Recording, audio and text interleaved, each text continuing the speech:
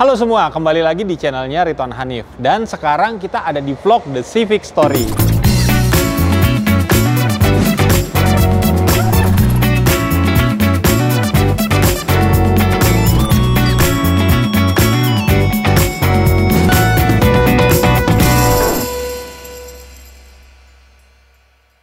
Nah, hari ini kita udah ada di JS Garage lagi. Kita mau lihat progres pembuatan bodi-bodi dari mobil Vario ini. Nah, kira-kira apa aja yang udah selesai, progresnya seperti apa? Ikutin aja terus videonya.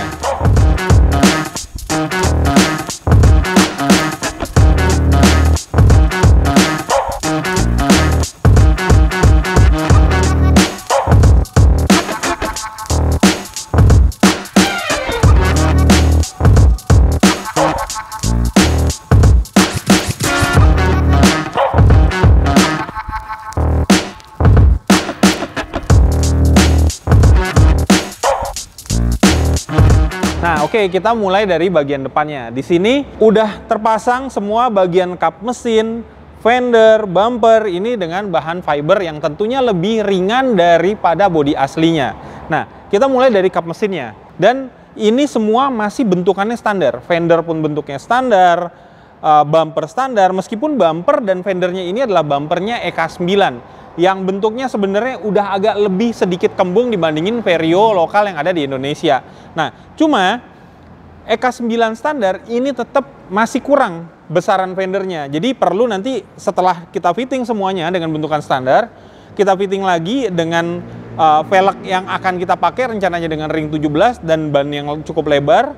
Kemungkinan sih bannya kita bisa pakai antara ban ukuran 225 atau 235 nanti untuk di bagian depan dengan ring 17.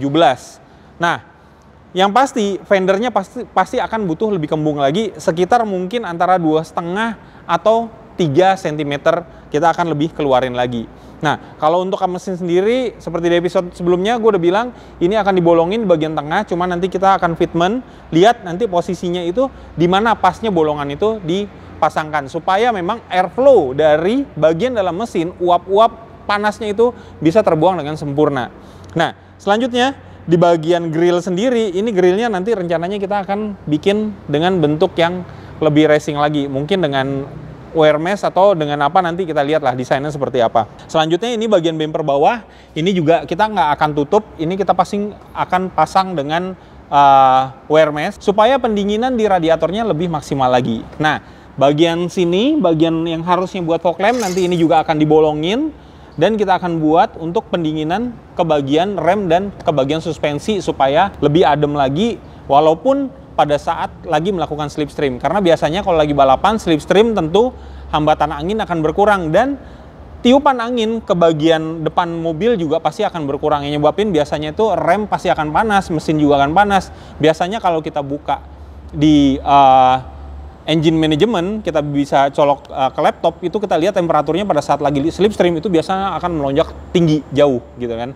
Nah, jadi walaupun melakukan slipstream, kita usahakan supaya pendinginan dari mesin sampai ke kaliper pengereman dan suspensi itu masih tetap mendapatkan udara yang maksimal. Oke, selanjutnya ini di bagian fendernya, yang tadi seperti gue bilang, yang pasti akan dimodifikasi lagi adalah bagian samping sini, ini akan lebih kita kembungin sekitar 2,5 cm sampai 3 cm.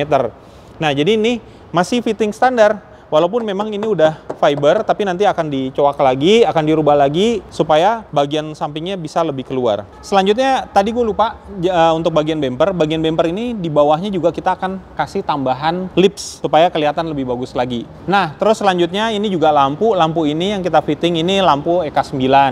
Yang sebenarnya lampu EK9 ini sama dengan lampu Vario yang facelift yang ada di Indonesia. Jadi ini kebetulan dipinjemin cuma buat fitting doang, nanti next kita akan beliin lampunya.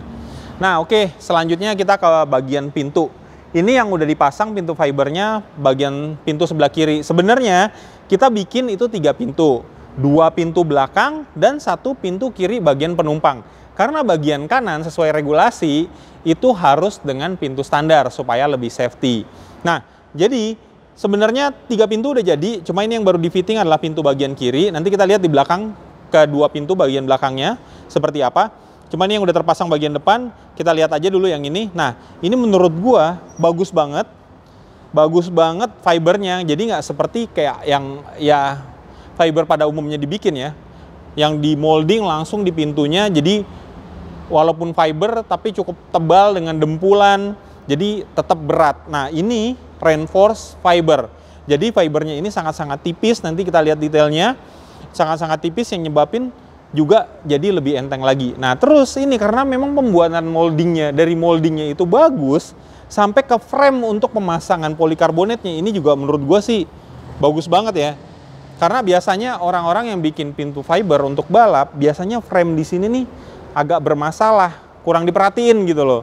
Bagian list seperti di sebelah sininya. Jadi nyebabin kayak yang pada saat pemasangan polikarbonat jadi nggak kurang pas lah, jadi nggak ngeplak gitu. Nah, tapi ini sih bagus banget ya. Nah, oke, ini sekarang kita lihat lebih detail ke bagian dalamnya. Ini dalam kita bisa lihat kalau memang ini tipis banget fibernya. Sebenarnya ini kurang lebih sama seperti pembuatan dry carbon. Cuma memang ini bahannya fiber, bukan karbon. Nah, ini benar-benar tipis banget. Ini juga kalau enteng banget. Nanti gue pegang yang pintu belakangnya gue angkat karena belum dipasang. Nah, terus ini kan juga masih ada bolong-bolongan ya, bekas kalau ngikutin molding standarnya itu ada bekas speaker, terus juga untuk pemasangan motor power window dan segala macam ini masih ada bolongan. Rencananya kita akan tutup nanti tapi dengan bikin door trim juga. Cuma door trimnya udah nggak bisa lagi ngikutin door trim standar karena door trim standar itu kan bentuknya agak kembung ya. Dan sedangkan sekarang kita di sini udah ada pemasangan roll cage. Jadi kalau door trimnya bentuknya standar nanti akan mentok. Nah, jadi rencananya door trimnya nanti kita akan bikin flat aja di sini. Sama di sini nanti yang pasti ada gagang untuk ngebuka pintunya. Nah, terus di sini ini juga size skirtnya masih standar. Rencananya size skirtnya juga kita akan bikin agak sedikit lebih gondrong. Karena kenapa? Karena rencananya nanti kita kan pakai ring 17. Ini juga sebenarnya udah dipasangin ya ring 17 di mobil ini. Cuma memang offsetnya masih belum keluar, bannya juga masih belum lebar. Jadi masih ya kelihatan standar banget lah. Tapi nanti pada saat di fitting dengan memang setup untuk balap, ban itu pasti akan lebih keluar. Nanti akan disesuaikan dengan fender depan dan belakang. Dan otomatis di sini juga space-nya pasti akan gede banget. Nah, supaya ini nggak kelihatan kayak tinggi, kita pasti akan pasangin side skirt juga di bagian sampingnya yang agak gondrong sedikit. Nah, terus di sini kita lihat bagian fender belakang. Ini fender belakang. Ini nanti yang pasti ini akan dibedah dan akan dibuat lebih lebar lagi, tapi bentuknya gue pengennya sih natural aja. Terus juga kita lihat di sini juga ada bagian keropos. Bagian keropos ini juga pasti akan di replating lagi nanti sekalian pada saat pembentukan fendernya. Nah, selanjutnya supaya bobotnya entengnya lebih maksimal lagi, bagian sini ini kan sebenarnya menyatu ya, platnya ini sampai ke depan. Tapi nanti rencananya kita akan potong bagian sininya dan kita akan sisain tulangnya. Nanti kita ganti dengan bahan fiber juga supaya entengnya jadi lebih maksimal lagi. Nah, ini bagian untuk pengisian bahan bakar ini udah pasti nanti kita akan tutup karena ini pasti akan nggak berfungsi lagi. Karena bahan bakar nanti kalau teman-teman lihat di videonya KDRT, pada saat gua nge-review mobilnya Hendra EK9 itu memang ini tidak berfungsi lagi karena pengisian bahan bakar udah melalui bagasi belakang. Dan di sini bagasi belakang juga udah jadi fibernya. Nah, ini sama seperti depan, bahannya mulus langsung jadi pas ketika udah dicopot dari moldingnya. Nah, ini juga bagian plat nomornya ini juga udah dibikin flat rata karena memang kemungkinan kita juga udah nggak pakai plat nomor lagi. Terus kita lihat bagian dalamnya. Oke, ini enteng banget ya, beda banget sama bagasi asli. Ketika ngedorong ngebuka, ini udah jauh lebih enteng. Oke, nih teman-teman bisa lihat di sini juga seratnya kelihatan. Ini juga reinforced fiber, jadi memang lebih enteng. Cuma memang ini dibikin 2 layer sama seperti kap mesin, sama seperti pintunya dibikin 2 layer supaya lebih kuat lagi. Ini juga tulangannya seperti bentuk standar digabungin, jadi bagian luar dalam digabungin jadi satu. Jadi benar-benar bentuknya seperti standar, cuma lebih enteng aja. Nah, nanti rencananya di bagian sini yang pasti akan dikasih penguat lagi. Karena kenapa? Karena kita akan pasangin wingnya. Bentar nanti gue akan pasangin wingnya, gue akan contohin kira-kira teman-teman juga bisa lihat seperti apa sih kalau udah dipasangin wing. Nah, terus selanjutnya di sini juga di bagian dalam, ini juga masih ada bagian ban serep. Rencananya bagian ban serep ini juga kita akan potong supaya lebih enteng lagi dan nanti kita bikin bentuknya flat. Karena juga nanti bahan bakarnya, tangkinya pasti akan ditempatin di bagian atas sini. Jadi lebih baik ini bagian ban serepnya kita potongin karena itu lumayan banget buat ngurangin bobotnya lebih banyak lagi. Jadi nanti ini udah nggak ada nih, ini udah nggak ada, udah hilang. Dan itu juga ngebudahin kita, rencananya nanti knalpotnya udah nggak di samping lagi posisinya, knalpotnya udah di bagian tengah. Jadi supaya gampang, nanti ini dipotong, jadi bisa sedikit di atas knalpotnya dan nanti munculnya di bagian tengah sini. Dan bumpernya juga kebetulan katanya udah jadi, nanti kita lihat di belakang disiapinnya seperti apa. Nah oke, ini yang sekarang di tangan gua adalah GT Wing yang dulu gua pakai di Genio gua untuk balap. Jadi sekarang rencananya akan dipasangin nanti di Vario ini. Kurang lebih fitmentnya sama karena memang dimensi dari Vario dan Genio itu kurang lebih nggak jauh beda. Jadi GT Wing ini tetap bisa dipakai. Dan GT Wing ini bahannya dry carbon, jadi bener-bener enteng sekali. Nah kita coba fitment ya di bagasinya seperti apa.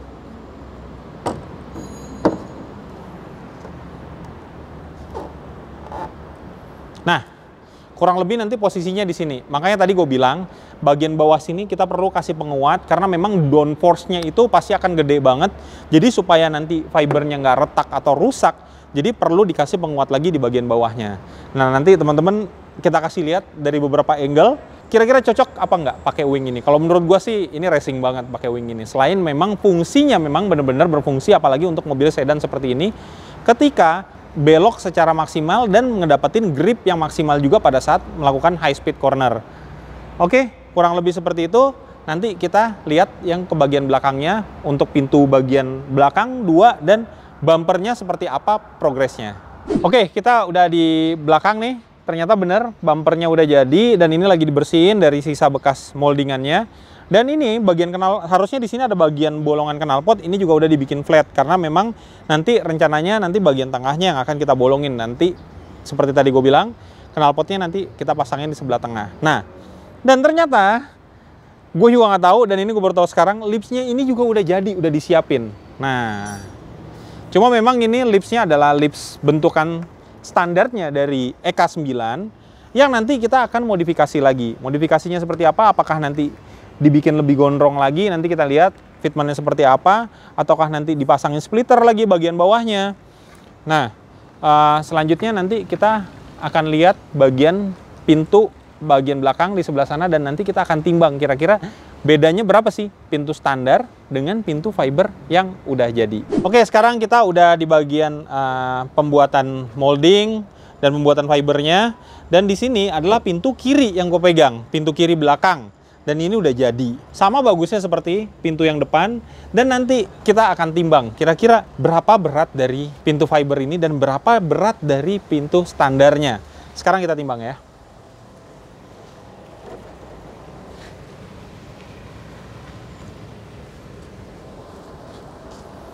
Oke, di sini bisa dilihat beratnya adalah 4,8 kilo. Untuk yang pintu fibernya. Nah, sekarang kita akan timbang pintu standarnya berapa kilo kira-kira beratnya. Nah, nih sekarang pintunya udah gue taruh, kita timbang, dan ternyata beratnya itu 13,97 kilo. Yang berarti, tadi gue udah hitung pakai kalkulator, perbedaan beratnya antara depan dan belakang itu adalah 9,17 kilo. Satu pintu loh, bedanya itu 9 kilo. Jadi kalau dikaliin 3 pintu, belum lagi bagasi, bumper depan, bumper belakang, terus kap mesin, fender depan, kira-kira udah kebayang dong penyusutannya itu berapa kilo. Nah, ini juga ada tadi pintu bagian depannya. Kita juga akan bandingin kira-kira kalau pintu bagian depan tuh bedanya berapa kilo antara fiber dan standarnya. Kita timbang juga ya. Jauh banget ngangkat pintu standar sama ini. Langsung taruh aja deh.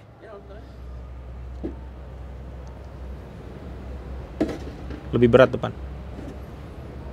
514. Oke, ternyata ada perbedaan berat antara pintu depan dan belakang. Mungkin memang dimensinya berbeda.